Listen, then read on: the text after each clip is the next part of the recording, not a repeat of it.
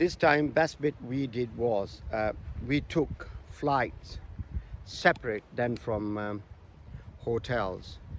We did hotel booking on one of the websites, but the flight we took was EasyJet. This we are talking about in July, end of July, August 2022, and here we are in February when we booked our flights for these dates.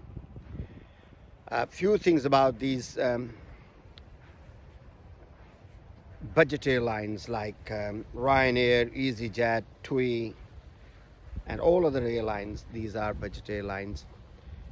You have to be very, very careful with your cabin luggage and hold luggage. Hold luggage you can purchase, and that will cost you about £39 or £40 each way.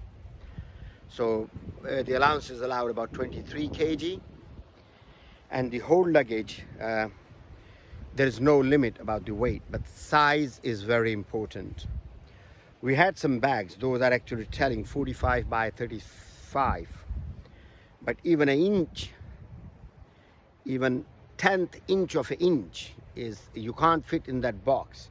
I'm afraid they will charge you £40 each way for your luggage. So you have to be very, very careful if you want to save money like this.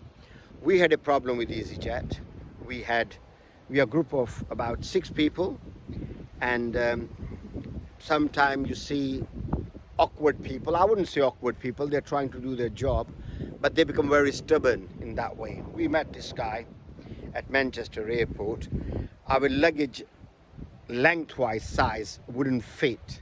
Tried my best to fit it in, all the size matches with their boxes. So next time I'm thinking to bring an inchy tape and measure it. So these might be one of the tricks of these airlines, might be wrong. I might be wrong as well. So anyway, he says, well, you have to pay £40 each. So that we are talking about £240 each way. So 240 means £480, which is a lot of money. Anyway, we said we'll find some other bags. We'll find some other. Say no, if you take that, I said we'll dump them before we get on board. They said you charge, and this guy was very funny. What he did was he put note on our boarding passes on the computer. Once we did buy some other alternative bags, we said if somebody will stop us, they'll stop us, we'll change it, but we are not going to pay extra £40 per bag or per luggage. So what we did was we bought some bags, and when we went on to get on board, they had our boarding passes and passport check. There was this guy, and he said there are notes there, you have to pay some of the luggage. I said this is our luggage, and shouldn't be any, but they say all right, try in there. I tried it, he's seen it, I couldn't put that inside that box thingy they have, a standard they have got, which I have very much doubt about it. So eventually he said, no, it's all right, you can take it. So we saved £240. I do not know from Sharm Sheikh when we fly back what is going to happen. But please, to save some money, try to be strict to the size of the bag. Measure it, take inch or 2 inch less, and so then you wouldn't be you're spending money on these sort of things. So anyway, he allowed us, we took that bag, the other bags as well, so we came on board. Now with EasyJet, they have very good service. Staff is very good, apart from this bitter experience we had with this one. Seats are very comfortable. They are not squashy seats or small seats, quite comfortable seats. Flights normally are absolutely full. And it's about 5 hours, 40 minutes flight from Manchester to Sharm Sheikh. And of course on board you have to pay for your tea, coffee, or any food you would like to do, or any duty free. So what we did was we took our own sandwiches, so we did save some money, and that will help us towards our other entertainments like snorkeling, parasailing, dolphin show, Egypt to Cairo maybe. So these sort of things. So anyway, flight was dead right on time. We arrived there, and on arrival, there are a few other things you have to be on board. They didn't give us any card which we need to fill it up. So when we landed there was a big queue there. You were picking up your card, fill up all your details, and the hotel you're staying in, your passport number, name, date of birth, address in Sharm el Sheikh, and then you come to this immigration.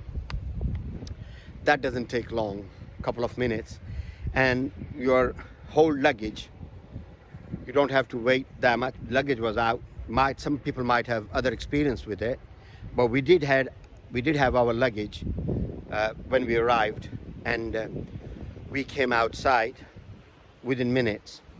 Then we have already that's another point about, if you go any website of holidays, what they ask is that do you need transfer? And if you tick yes, and of course it fluctuates from £22 to even £34. If you're a couple, you want to do that, you can do that, but advice from me is always book it with the airline. We did it with the airline, and it costed us only £43 both ways, 6 people both ways.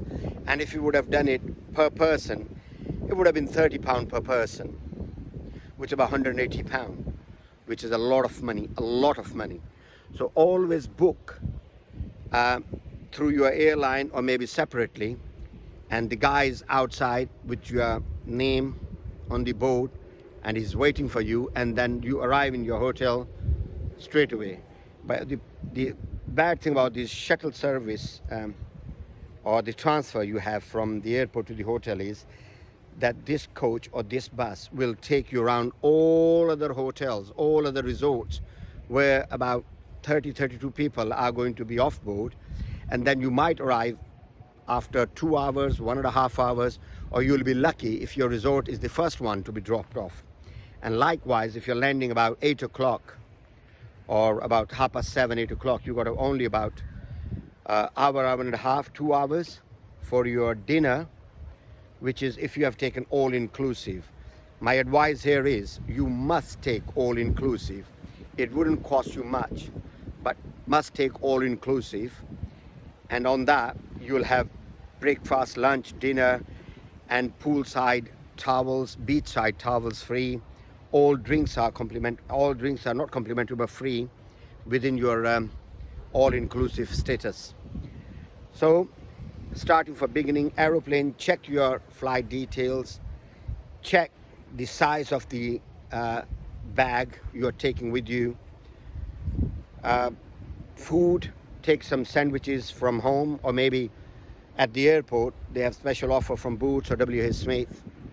Drink, food, crisp or something, which will be cheaper than you get some food on board. On board are reasonably priced as well. Like if you want tea, coffee or anything like this, it's about £3. And the other thing on board is they do not accept cash. That's another important thing you must know. Cash is not acceptable.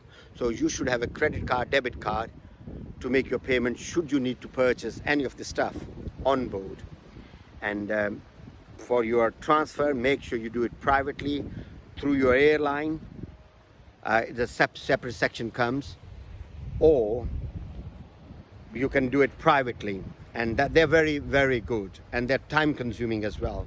So my next video, I'm going to tell you about these resorts, the selection and the entertainment they can offer, and all these other places to visit. So for the time being, hopefully you'll enjoy this video of mine, and you'll subscribe it. Make sure you subscribe it, so for the next video you wouldn't miss out. So we are covering this side of the world now, Sharm el Sheikh or Egypt.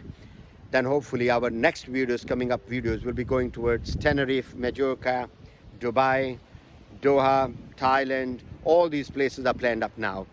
So God bless you. Till next time.